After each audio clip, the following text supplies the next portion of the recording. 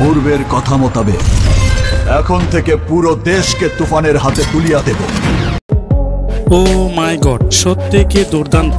সাকিবকে ভয়ঙ্কর লুকে দেখা গেল তুফানের টিজারে। তুফানের ট্রেলার প্রকাশের সাথে সাথে লন্ডভন্ড পুরো নেট দুনিয়া। ভাই কি দেখলাম এটা, নিজের চোখকে বিশ্বাস হচ্ছে না আমাদের। পুরাই তামিল গেটাবে হাজির সাকিব খান। এমন ভাবে সাকিবকে দেখতে পাবে দর্শকরা চিন্তাও করতে পারেনি। বলিউড তামিল স্টাইলে মারকুটে অ্যাকশন নিয়ে তুফান সিনেমার ঝড় তুলল সাকিব খান।